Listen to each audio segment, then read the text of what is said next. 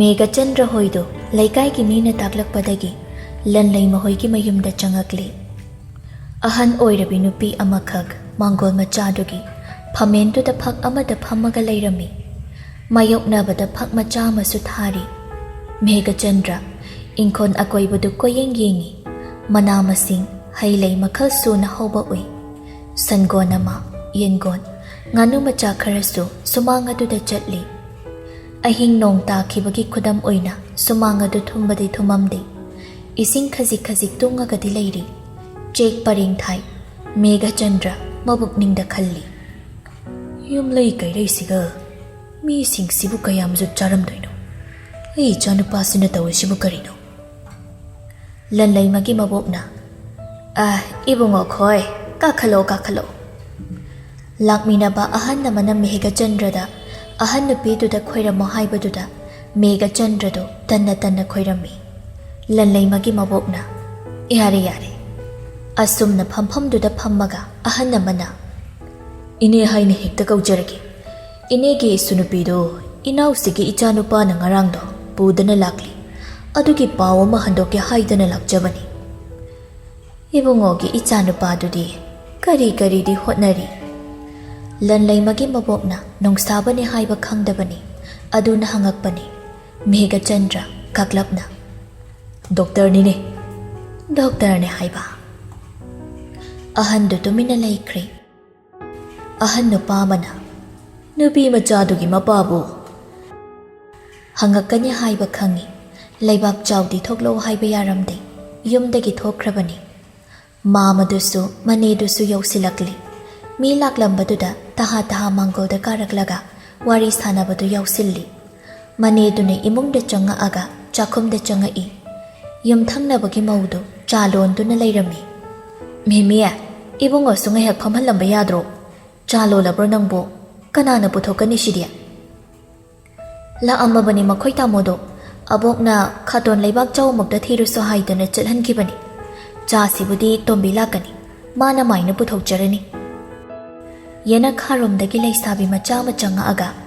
Inama chaloy rabro, kayda haidoy no, sida haido sik. Tregam talay ta salong may mong sibo.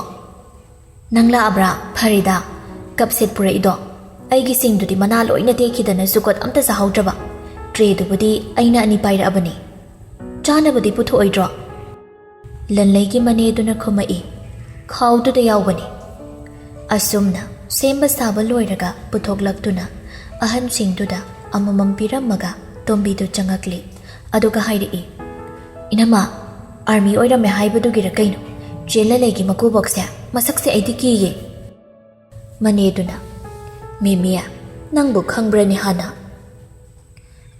aikhoi che thokpa ma nupa mayum manakta lei kamdauba kayam kuiragi aikhoi abe maga khangnababo memina wari pumbaliraga khanghalli maneduna adudi naha nongma health game lakpaduda thingnabo oidoinine adumna wari sanaringe mapanda mi khatnarakpaduda nupi singdu thonglomda lai laibak chawng laklaga nupa mayumga wa kanna ngangnaba oiduna leirami Megachandra su pamdanaga leiringai mapaduna adumnaga tawrakpaduda mafi kalamaga chatkri lanlai magi manedu thokraga laibak chawda thina nganglami laibak chawgi mawongdu gidana memiga tombigadi mayumda chatkri aduga memigi nupadi khatna ngangnabadu khamdoktuna lehawi Megachandra hoina gari thauraga lakpada lambida miyoi kharana gari khamakpaduda khamaga Megachandra sukumai pakchaw samsilaklaga Megachandra da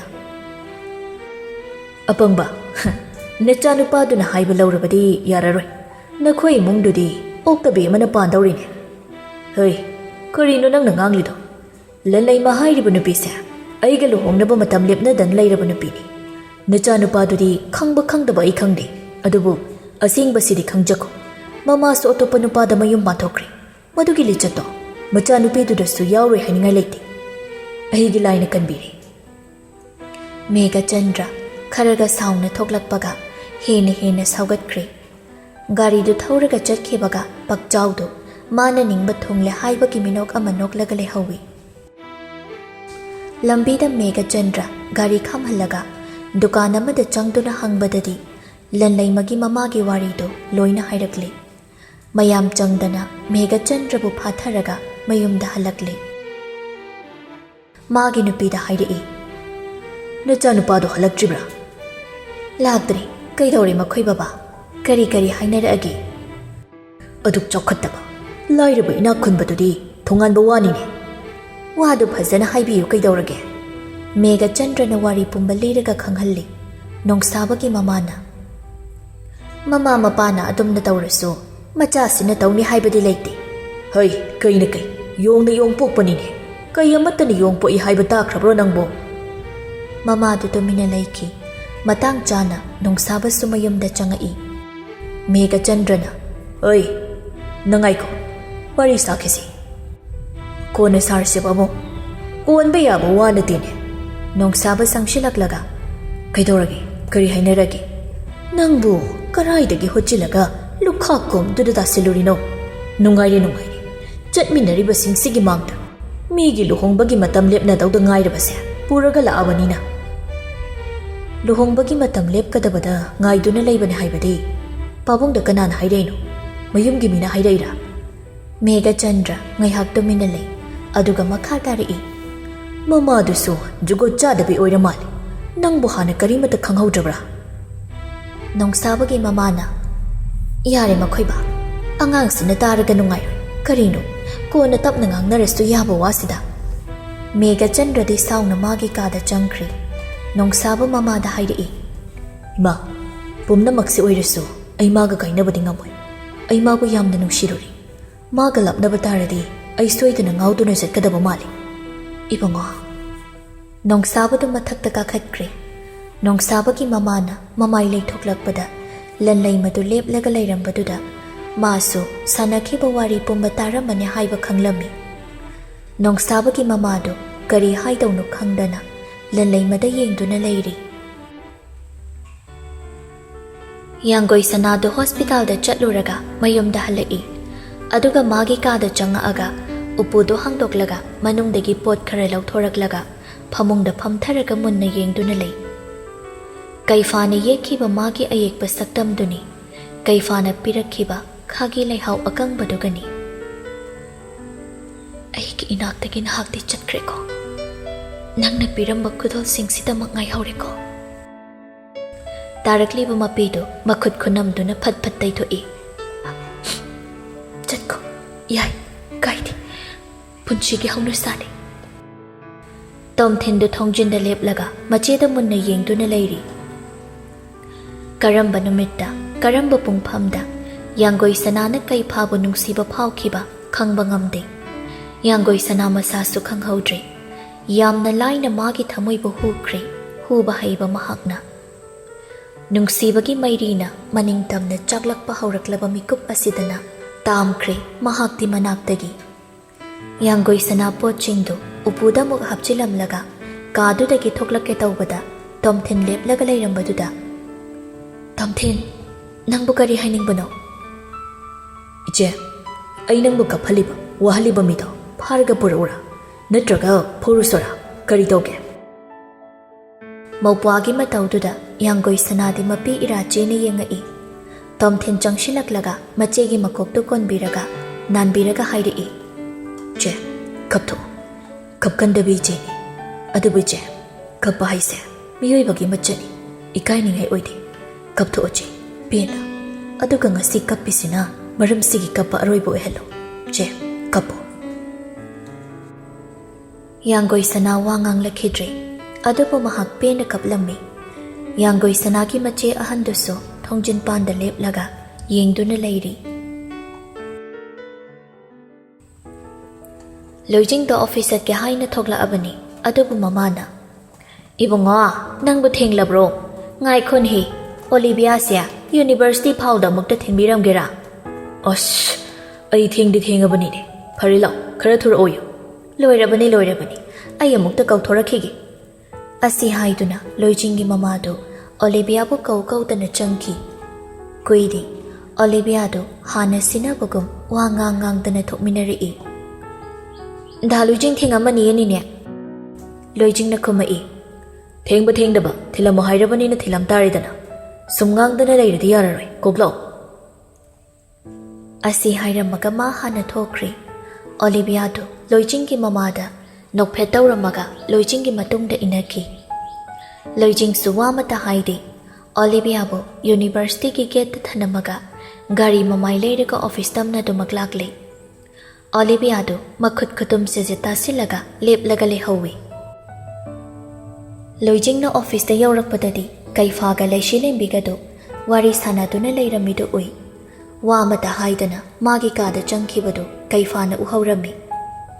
Leishilembbidu ngahyak leiramu hairamlaga Loijing manakta changaktuna hairi. Nangna tawisi kaino? AG gi file dugi already Sofia na pukrabani. Terrace dalo. Nanga wari sanadaba yadaba malairi. Wahai kharasi hairamlaga kaifa hana thokri. Loijing tawramba thabaktu thanamlaga masu thoklakle. Terrace hek yaurakpaga kaifa mamai lai thoklaga yengaktuna hairi. Nasana pumnamok mayoknaba ngamgani haidana thangjilurba khongthangdo karigino aduk mipangda oiride. Nakan namakaki wa taraga achum aran wareb lepladi maduna khwaidagi soiboigani. Khwaidagi thazaba mina hena thazaba manghale haibado. Nangna ahingba khudam oirakanu Loijing. Nangna kari khange mayam sibu mai punaba honabada. Nang nupa natro. Nangwanda pumnamok manage tawba ngambagi potential yawe haiduna shinaramba aina lanba tarine. Loijing khajik taptharakduna hairi. Chumna ngangnaba yaba wada sumadi. Loijing, ai wa haige.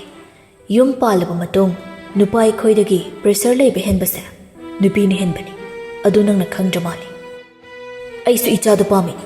Aigi matungda luhongkhiba mina macha pamaga chatba macha ka sanaba ubada ai su kalakpa phawribani. Adubu ibani ki sumatam lakhine haidana khangduna leirakpani. Divorce ki wafam sisu mana palakpani. Iyumda phawba leita kai aigi tawpham thokpani khalaga nangi imung manu ahal sing senanabagi damak yawung phawba ilamlibaduni madu pumnamak mabu nungsibagini. Akhangdaba mina nangi lanthum pambagini haina khalasu akhangba manadi khangbiyu haibani. Sida ai kayam lalage aina lalisi garidanu. Kaifa laptakna leptuna leiribi leishilembbibu uraduna hairi. Hey, adwaida huran bisadana taraga leino shidalo. Leishilembbi tapna tapna changshilai. Yamukcha aidi kaisu lande magi apambadu thungange khak khanbagini. Loijingna nanga divorce tawba pamedi nangonda kanana hairi. Nupisi ka hina luna tawraga thamganu ithakari idu chumba jani. Kaifana wari sadoknaru karida lepnare haikanda aige kadana khoini maglaw. Asi hairamaka makhada kumkri leishilembina imana mama oiba pamibido laushinbi. Ibani ki waridi ima pusilakano. Ima se ngayakta tumina mathanda thamko. Yaudaba yadaba ki yauribani aini hena paningde. Imana holiba sordo ai loina khangi. Yumda leisabi machamaga hekta thamjilaktana driver ga yam oiridaine. Hey, adudi hostel phangdabagi aikhoida matam khara leibagi wani. Driver oiba nateda nong phadok khodong chadrakanda thimbibagi wani. Nakhoi nupigi thamoi yam biksinbido nang sudum tawreine.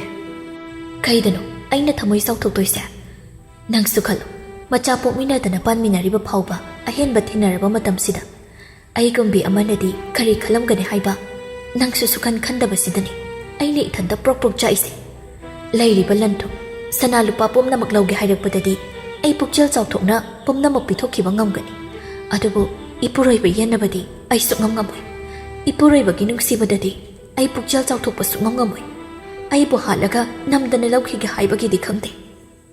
Lembe ai sinangna karini haina khanbagi nangba nungsidabagi nangga lapnage haibagi ai yumdo thadoma nati nangna aigi value khajiktang oirisu khangbiraklabadi haibagi wakhalda chatbani. Nangsu nongmata aibu karam leiri haina hanglakide aina kayam warauramgani thamoida waramgani haiba nangna khangde. Phare haukibana haukibo oikhrasu haujikti kaifasu mathauda mai onchen mangamlabanina nang aigi amuk khanba tabani. Sangsar sida nongmatang oirisu saunadaba matai manaudi leiramgani thajade. Leishilembbi mapi ira chenna Loijing de yengambadagi sangshilakduna Loijing bu kolai ꯑꯗꯨꯒ ꯀꯞꯉꯥꯡ ꯇꯧꯗꯨꯅ ꯍꯥꯏꯔꯛꯏ, ꯑꯩꯒꯤ ꯅꯝꯕꯔꯗꯒꯤ message ꯊꯥꯕꯗꯤ ꯉꯝꯗꯕꯒꯤ ꯏꯃꯥꯁꯤꯒꯤ ꯅꯝꯕꯔꯗꯒꯤ message ꯊꯥꯈꯤꯕꯁꯨ ꯅꯪꯅ ꯍꯜꯂꯛꯇꯦ. ꯅꯨꯡꯁꯤꯗꯦ ꯍꯥꯏꯔꯒ ꯅꯪꯅ ꯑꯩ ꯑꯗꯨꯝ ꯀꯞꯍꯜꯂꯦ. ꯐꯣꯟ ꯑꯣꯏꯅ ꯇꯧꯔꯒ ꯏꯃꯥꯁꯤ ꯁꯥꯔꯒ ꯋꯥꯔꯤ ꯁꯥꯟꯅꯔꯝꯃꯗꯤ ꯐꯔꯣꯏꯗ꯭ꯔꯥ? ꯅꯪ ꯅꯨꯄꯥꯁꯦ ꯃꯦꯁꯦꯖ ꯌꯦꯡꯒꯟꯗꯦ ꯍꯥꯏꯁꯤ ꯅꯪ ꯀꯥꯎꯔꯕ꯭ꯔꯣ? ꯂꯩꯁꯤ ꯂꯦꯝꯕꯤ ꯃꯃꯥꯏ ꯅꯣꯟꯈꯠꯂꯛꯂꯒ ꯂꯣꯏꯖꯤꯡꯗ ꯌꯦꯡꯉꯛꯏ. ꯌꯥꯝ ꯅꯨꯡꯁꯤꯕ ꯃꯤꯠꯌꯦꯡꯅ ꯌꯦꯡꯉꯛꯀꯅꯨ. ꯂꯝ ꯍꯦꯟꯅꯤꯡꯉꯛꯀꯨꯝ ꯇꯧꯏ. ꯇꯥꯅꯤꯡꯗꯦ. ꯃꯤꯉꯣꯟꯗ ꯍꯥꯏꯔꯨꯕ꯭ꯔꯣ ꯑꯩꯕꯣ? ꯍꯧꯖꯤꯛ ꯅꯈꯣꯏ ꯌꯥꯃꯨꯡꯆꯥꯒꯤ ꯃꯅꯥꯛꯇ ꯆꯪꯗꯣꯏꯁꯤꯅ ꯍꯦꯟꯅ ꯇꯟꯈ꯭ꯔꯦ. ꯀꯤꯔꯤꯔꯣ? ꯑꯩ ꯂꯩꯔꯤꯁꯤꯗꯤ. ꯍꯣꯏꯅꯦ. ꯑꯁꯤ ꯍꯥꯏꯗꯨꯅ ꯂꯣꯏꯖꯤꯡꯗꯨ ꯅꯣꯛꯃꯤ ꯅꯣꯛꯃꯤ ꯇꯧꯔꯛꯏ.